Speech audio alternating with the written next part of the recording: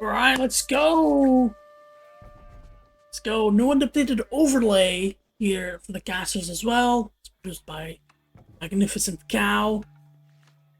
So we have here the color blue with the roost. It's Mikadoman going for 2 hunting cabins. Still has 50 gold for the house. There you go. And here in the color green, playing against the Mongols, it's Kanki. What? Oh, he told us about this, didn't he? The invisible town center? I don't even know how he does it. This. Well, let's see how this one plays itself out. So, Kanki known for being very unpredictable and,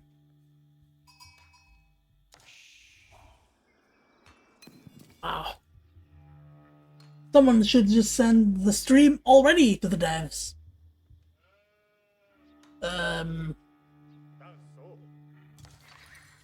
Yeah, that's... Buildings cannot be seen, therefore. Mikadoman, I don't think, can win? Maybe? Alright, so... On Mikadoman's side, these little hunting cabins, of course, they generate gold. 10 trees count towards the hunting cabin, because it generates gold based on the number of nearby trees. There's this little circle. Whichever trees are inside the circle, the hunting cabin generates that much gold. So 5 per minute on that cabin, 8 per minute on this cabin. Ooh, comes out 17 per minute. So 25 trees. That's a lot of trees. This is a good good spot for him.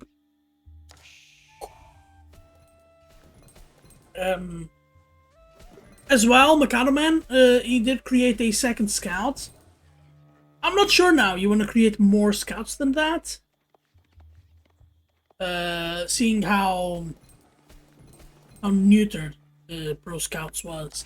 But the big change was, of course, that like the tech functions exactly the same way, but the food now decays when it's in the back of the of the scouts, basically transporting them.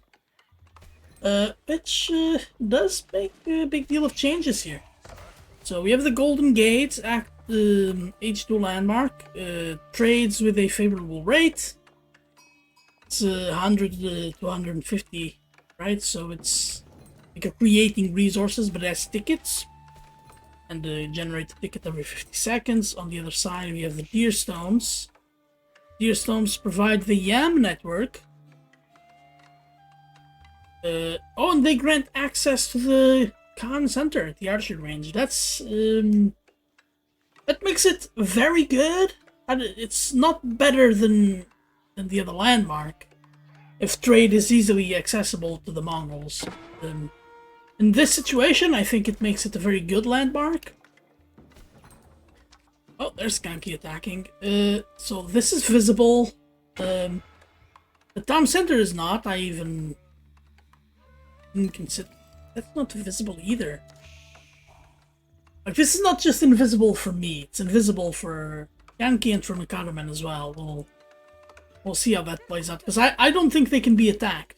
But they attack back. It's just... I don't even know how he found this. Alright, so with the Golden Gate, the Roosters economy should get that big boost every 50 seconds of... it's getting a few resources for free. Allows you to reset the economy so well, especially if you're floating one resource over another one. I think it's able to produce a little bit of a play there for Mikadoman. It's going on gold now.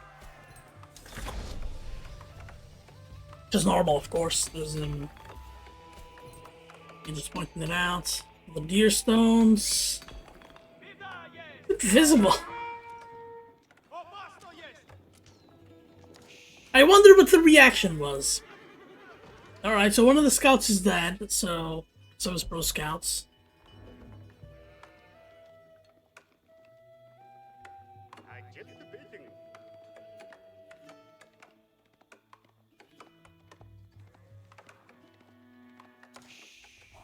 Wow, I just let that speak for itself. This is so strange. This is so strange.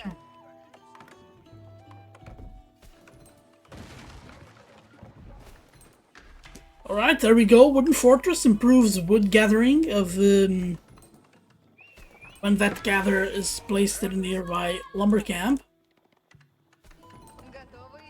So the Wooden Fortress for any new players, it's not the workers that it improves, it's how much wood the lumber camps return.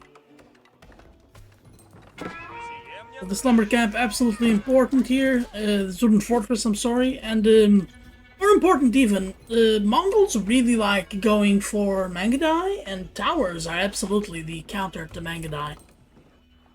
Or one of the counters to Mangadai. Mangadai is a good unit now. It's never gonna be great, because it was great before, and people hated it. But it needs to have a place in the game. Alright, there we go. First night. How much damage you can kill? Ooh, that's one villager dead. No way it survives. Yeah, there you go. That's the first kill of the game. First worker kill of the game. Oh, what a trip. Not seeing the buildings. Oh, and he's going right back. Oh, places the deer stones. We can see them. We can see the smith. We can see the gur as well.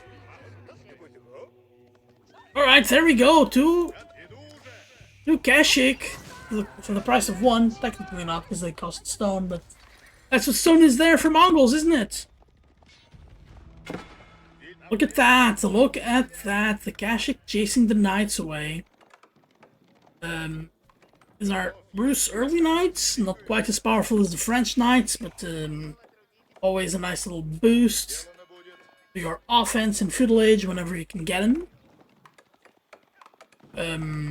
Yeah, going for the range as well, so very typical of Russia trying to incorporate archers in there to kill off the spears. Very typical as well of Mongols to include spears, because they can get them so cheaply, but looks like we're going for the same comp here, and it's gonna really depend on how many Kanki is gonna be able to produce. Mikadoman of 2 scouts going professional scouts? I am not sure about that. Not sure about that. On this patch, and maybe even this patch, it's gonna be worth it, but definitely not on this patch. Oop, knights are not really doing their work here. Yeah, wow, very interesting. Kanki not really getting that much gold to produce his knights, therefore, his Kashik, I'm sorry. Therefore, has to resort to horsemen. But there is a very good raid out here in the bottom. Doesn't end up getting anybody. Ooh, and staying underneath the tower, not really fantastic play, but busy on 2 sides. That's something Mikadoman could be able to exploit here. Mikadoman not really with the highest APM as well. Loses that knight for... yeah, 80%, maybe less of that archer, which is unfortunate, but adds another stable. The buildings are too close to one another here. It's going to create some congestion should Kanki try to attack. But that's something I was very against early on when I started playing the game, but after having seen games where this is absolutely the difference maker, especially when you have a lot of knights and their spears get trapped in your buildings, that can be a game changer, especially in a game that's turning out the way like this. Oh, what a block by Kanki! That's the perfect place to set the stack up. And that's 1 worker down, almost 2. Now he's gonna get driven out. 1 horseman dying for 1 worker, not terrible for Kanki, I'll tell you that. It's not great, of course. It's always 140 resources down the drain. Actually, let me make sure, because I don't want to lie here. Yeah, 120 resources, I was right the first time. So, one thing I want to see as well is how much food.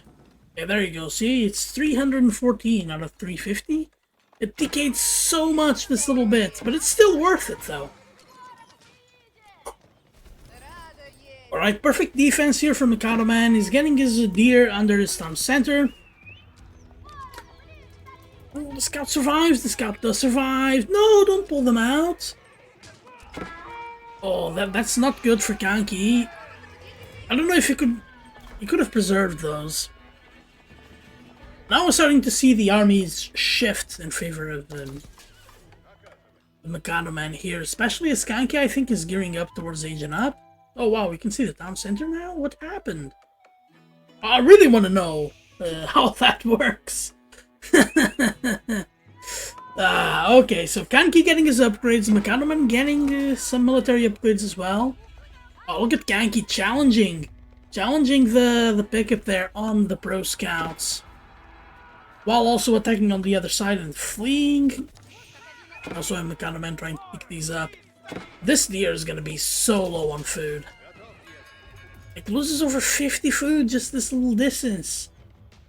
It's I completely understand the balance here. It's not really fun to watch tournaments and even to play in the games when, like, losing 3-1 on the number of patches of deer you're able to collect makes such a big difference. And I do appreciate the solution, but still, it's a lot of food, right? It's a lot of food that you're gonna lose here. Alright, here come the knights. Kanki has to dip out of the gold. This is unlucky for Kanki, getting a gold so far exposed. And for Mikadoman to get his gold so placed in the rear of his base. Not unraidable, but like, so much walking time and their units can get trapped. I'm somewhat surprised Mikadoman hasn't started walling already, because that's pretty much his play style. Oh, is that another? Oh, that's horseman dying. That's not good. That could die as well, and you can see on the destroyed value. You can see here on the destroyed value, so much more destroyed value for Mikadoman, and that's why the units are snowballing a little bit. Anytime now. Ooh, yeah. Ooh, that's a fight Mikadoman definitely wants to take, but he has a town center to fall back on. And he has the Yam network, which allows him to be so fast. Oh, you don't want to take the fight there, Mikadoman. Like, Mikadoman is going to win, but he's going to lose so many knights. You will squander a massive part of the advantage, for sure. And yeah, he's getting, like, idle time, but he has such a big army advantage here. So many knights are low now, but it's killing workers, which I appreciate.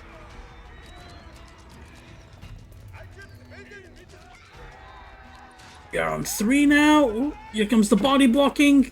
Oh, we're gonna get barracks! Oh, you hate it when you make a barracks this late. Kanki, he absolutely has to, and he has no gold as well. But Mikadoman is losing everything. It's already nine workers ahead?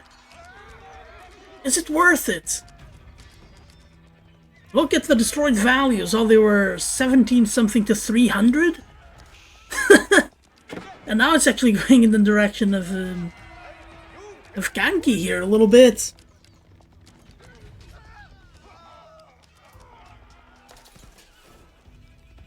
In the meantime, of course, Mikadoman is just going to build more stuff and keep collecting his deer. We're taking this hunting cabin without walling. It's... I know it just killed everything, but it's still so dangerous. Still so dangerous. And this is the small... Ooh, what is Kanki doing here? Oh, he's collecting deer. Yeah, I don't know why I assumed he was collecting wood. Collecting deer over there? That's okay, but it's so dangerous. Mikadoman's using his scouts. That's unfortunate. Alright, there we go. We got a boar. Getting killed here in the northeast of the map. Oh, how many workers has Mikadoman lost the boar? And we get the boar MVP out there. Staying with 5 workers? Oh, stay with 8, man. Stay with 8 workers. Yeah, but anyway, he's gonna find that deer and not act upon it? That was strange. That was strange. Yeah, using 10 workers to collect deer because that's the number you can stash on towers for the early harassment. Turns out it didn't happen. That was interesting. Trying to hit the tower. Now we have spears. You have to respect those. Or Mikadoman loses 1 knight for free. We have archers harassing here on the berries. Mikadoman, Kanki could leave those. Calculate, like, the best area, which I think is here. Just leave him here and let him be on hold position. You're forcing something. Oh, he's, what? Getting his buildings here? What? Kanki always with the incredible strategies. I really want to see what he's going to do here. So he floats the buildings, gets the buildings underneath the town center. The army is back home, I suppose. Building a monastery, what was the landmark? The landmark was the High Trade House. 39 trees, that's a lot of trees. A lot of trees, a lot of gold. For free. I think I see what he wanted to do, but now these buildings are never going to go up. These buildings are never going to go up. Yeah, but it's Kanki forcing some idle time, trying to claw back into the game. Like, look at destroyed value now. He's killing a lot more units than he's losing. Now these are feudal spears against Castle Age Knights. I'll take these feudal spears any day now. You have 16 spearmen against 7, now 8 knights. Yeah, on a 2-to-1 ratio, I'll favor the spears. Yeah, and Kanki, of course, building rams. Building rams, and if Mikadoman doesn't have his army at home, he might lose. Oh, he saw the army go that way, so he's going there to scout what's going on. We need to see this. Oh, he sees this. He sees the scouts. He has to bring... Mikadoman has to bring his army home, and there they are. They're home. He did lose a few more units here in the front to these spears. That's why there are not that many spears out there. I don't know, where are the horse archers? Or the regular archers? Regular archers would have been so important. Such a missed opportunity for a Mikadoman that's floating 1,000 food. That's somewhat atypical. He's usually very good with his macro. But it's been such a chaotic game ever since the 12-minute mark. Oh, hiding them in the rams! Oh no, that's so much money gone. So much money gone, and all of a sudden the destroyed value just shot up like 500 in the favor of Mikadoman. Free, but we have rams here in the corners.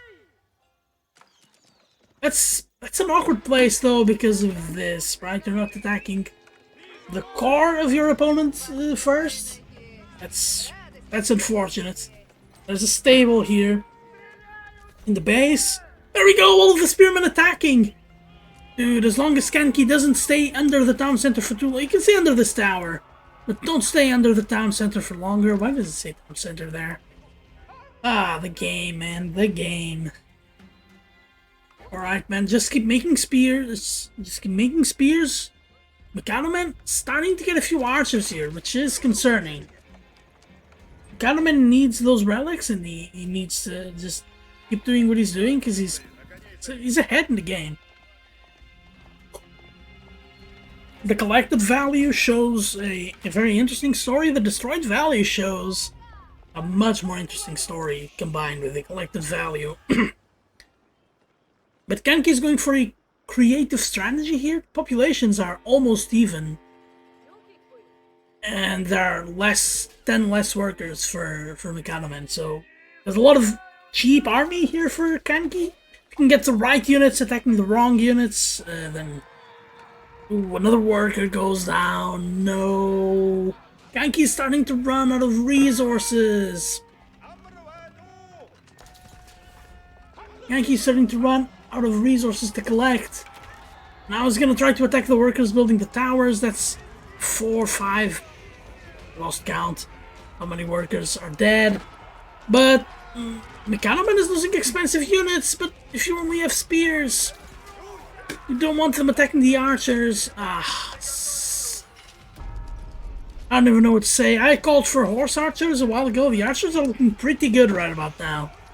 So I'll admit my mistake on that one. Yeah, these archers... This is... Like, Kanki can still win! If he's fast, he can still win. That's the deer stones. Oh, and the town center. Go, go, go, go, go! Flee, flee, flee! You gotta cancel the towers though, mate. Well, just pick everything up and just go. Very nomadic. Where's he gonna go? Is he trying to go here to the corner of the map? Trying to lead them as far away as possible. Mikadoman is collecting the relics. He already has one. It's much harder now to know how many relics we've got. But he has one. Now with these two, it's gonna be 3.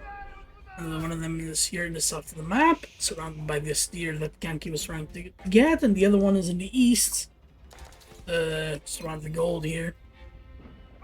Oh, Mikadoman is also getting siege engineering, but here we go. That's a lot of rams getting attacked by wolf, man. Why are the wolves a part of the game?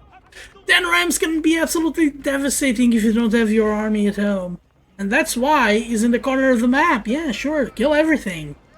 Kill everything. Oh, no, he has to protect the landmarks. Wait, they're not taking damage. Oh, they're taking only a little damage because they're stuck in the corner. My bad, my bad. Alright, he sees this. The warrior monks are not going to be good enough to fight this, but the reinforcements should, and Mikadoman is not paying attention. Oh, he's going to convert the rams! The rams don't get converted. Oh, he's using the workers. Oh, and there you go. The city is stopping the rams from moving around. Ugh. The warrior monks are about to die. I don't think there's enough here for Kanki to win. Kanki's on 0 workers. Alright, so the TC is dead. DC is dead. Where's the other landmark? Oh, there you go. That's a town center dead. That was an interesting game. And please fix the invisible buildings bug. That I don't even understand how it happens. Very interesting game though. Kanki had a moment there. He had a moment there where he was slowly clawing back, but that also coincided with Mikadoman aging up, so I don't know how fruitful that was going to be. That was fun overall. Welcome to game number 2. It's between Kanki and the Pink, playing as the Chinese. I heard there's a new strategy going around. I hope we get to see it today. And we have here in the blue, playing as the French. It's Mikadoman. Mikadoman up 1-0. Let's see how he does it. French, very simple civ in its construction. Of course, French and English, the two very simple civs that are good starter civs for players, but once you get to a high level, their strategies become a bit more complex. Especially when we incorporate all their very good upgrades that they have. On the other hand, Chinese, with the way that the dynasties work, alone, it's very complicated in the fact that you want to build all of the landmarks. But also the way their taxmen work, that's a worker that just goes around, collects gold and improves buildings. That's also... yeah, also a bit of a thing here that Kanki could have taken advantage of. But he's taking sheep and he's got the extra worker, that's not awful. Just not taking advantage of the imperial official. They also have these villagers that increase population by 14 instead of regular house that does 10. Only built 3 of them though. Let's see how that goes. French knights can be quite powerful. Mikadoman going for the second scout. That's very interesting. Ran out of fashion. Around what? Season 4? We're already on season 12. But yeah, he's collecting a ton of sheep here. Sheep are important for French, of course. They need so much food. Strategy-wise, what can we expect from this? Like, China tries to defend and French tries to attack. It's, I think it depends on how well China is able to absorb the blows. Because if they keep taking many small losses throughout the game, then it becomes easy to eventually French overwhelming. But if French manages to deliver... if Chinese, on the other hand, is able to defend, then they will have the overwhelming forces. Alright, we have 4 Chinese workers going forward. We need to see this, and he sees 1, he sees 2 of them. Doesn't see all of them. Oh, he spots the scout going in the direction of the gold. Oh no! Okay, now the Barbican of the Sun is clearly spotted. Oh, I don't think Mikadoman notices. Mikadoman needs to either attack this or relocate. Don't forget, Chinese villagers build faster. So this Barbican is gonna get up in no time. Faster than the School of Cavalry. Building with 4 workers. I usually build with 3, but I'm diamond. Or I was diamond at my peak, and the Mikadoman has been consistently conqueror, so who am I? The judge here, but he has a good amount of workers everywhere. 3 on food, just to maintain that villager production. Alright, so he leaves the gold. He leaves the gold. Yeah, attack my mining camp all you want, brother. Oh, 1 worker kill. That's the first kill. The worker that we see. The army value, don't mind those. The destroyed value is 50 and 0. Gentlemen going for this one. So the army of Kanki will never be mobile. So Kanki might not even realize that there's this going. This shall delay Mikadoman a lot, even though he has almost 200 gold. We really needed the gold to get worked on. I really needed a wheelbarrow.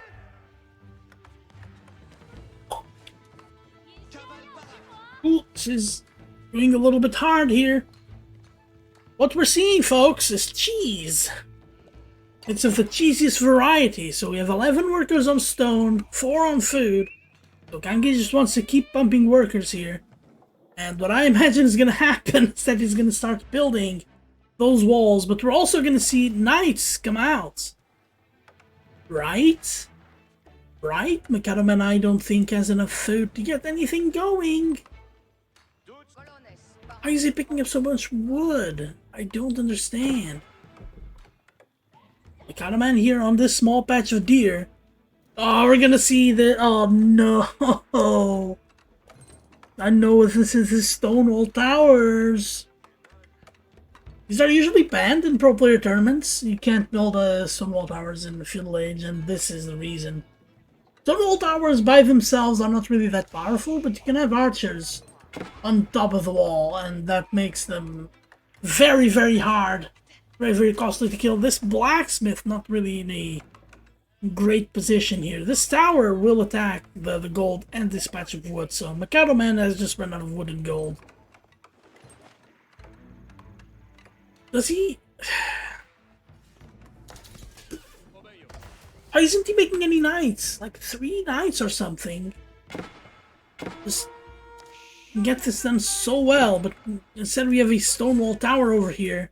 It's already killed 2 workers. Stonewall Tower 60 attack. This is a one-shot.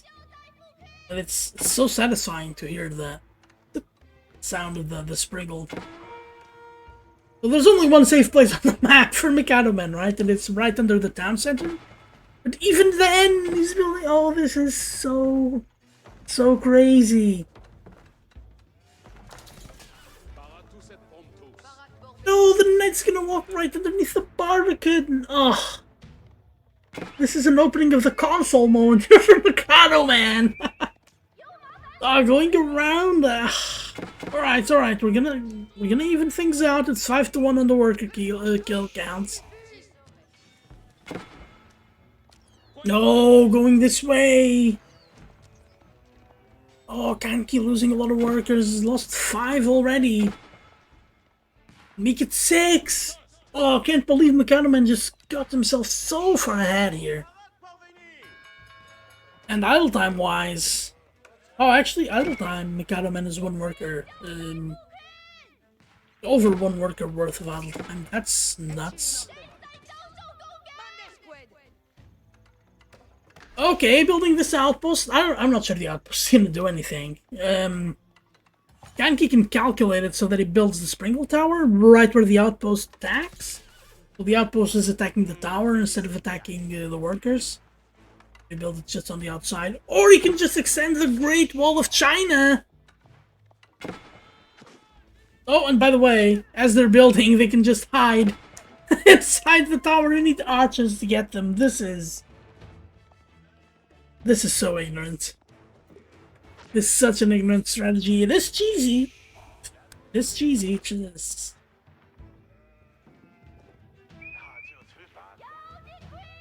Still with 8 workers on stone. Kanki with 200 stone needs to use it. Oh, and for Mikadoman as well. He only has 3 workers here on gold. I don't think he can send more without tipping Kanki off. And tipping... Oh, this is so good for Mikadoman! Oh, this is so good! He's gonna get a night out. Kanki's like, oh, he's only taking that gold. And he's gonna try to get him here. But he doesn't realize he's over there. As well, so... It's good. Could be important.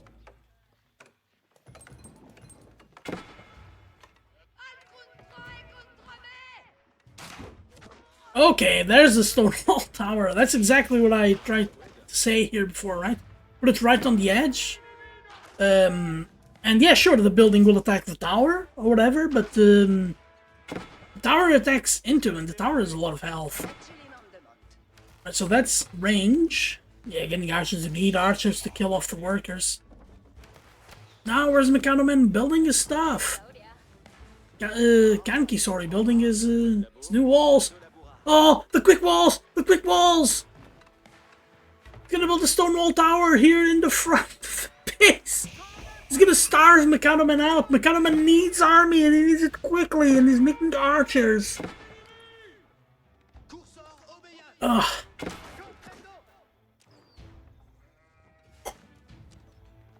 What's going on here? Destroyed value. Straight on the side of Kanki here by over 150 resources. So and if he keeps running around like...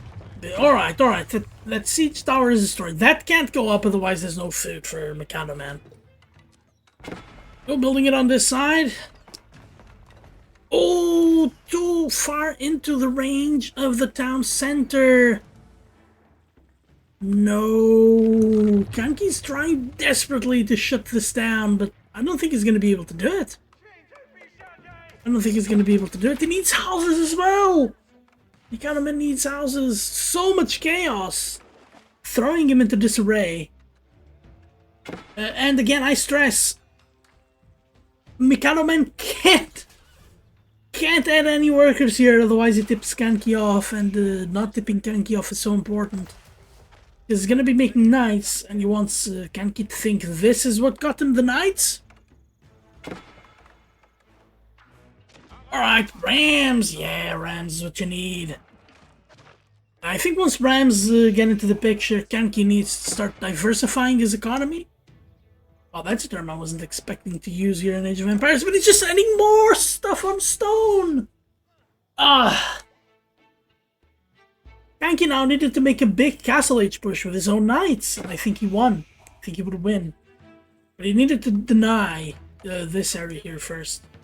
I'm not even gonna say this, because this is like the equivalent of a corner base. Oh, he's gonna trade! Oh, this is so nasty. But I like it so much as well. Well, Mikadoman is about to trade. He's making rams. This is a very basic French army, right? A few knights, a few archers, and a few rams.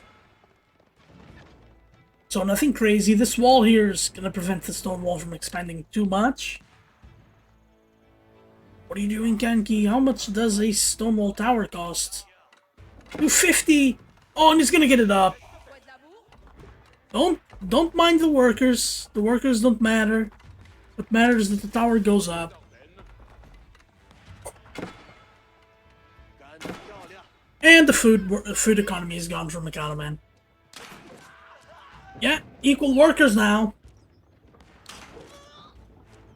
He needed army now to defend this, because rams don't take damage from this. Oh, we see worker on worker violence. I can't rotate the camera, that's a bit unfortunate. Worker on worker violence. Yeah, these knights. Oh, they're gonna defend this so well. Oh, the workers need to get up. Oh, they're all going up the siege wall tower. Oh, you need to repair this the tower. Oh, this is setting another tower. What does another tower in that position do? You need to get rid of the rams and repair. But that's a lot of workers killed. It evened out the score. Evened out the score. And in fact, I'd say that Kanki economically is very much ahead here. So Kanki needs to start getting himself some gold and age up. Can't rely on making towers forever. Eventually Mikadoman is going to be able to squeak out an advantage. But also, going too far forward with the rams, not really a good strategy because this will happen. Oh. Over half damage, so that's definitely a destruction. There we go, that's one ram destroyed. And in the meantime, we're getting your knights killed by the tower, because there are two towers here, so getting up close will not work. Oh, he's migrating the sheep over here to the corner! Oh, Kanki slowly but surely. It's putting in some very, very good work here. The knights are about to die! Oh, and he's destroying one of the rams. If this tower survives this... This game is just completely 180s again. Oh, the game just... There's still one ram left. Okay, two rams left. This ram is destroying stuff here at the back. So this is the problem with these kinds of strategies, is that... Like, Mikadoman should be absolutely crippled, and Kanki should be working his ass off to be getting some army here that can close out the game, or at least be mobile enough to prevent the corners from going up. I don't want to use StarCraft terminology, but this is a corner base. Oh, he threw in a mill. I did not even notice. This is so chaotic. And he's trading as well. This trade is going to kill Kanki, by the way. This trade is bringing Mikadoman super back into this game. He's going to have access to all of this gold. He's not even going to have to mine it, even though he is mining with a lot of workers. Now is all the point of adding in more stuff. Four rams should clear the front at least. No, Mikadoman is giving up his archers for nothing. Oh, but they're going up the tower as well. And the tower is face outwards.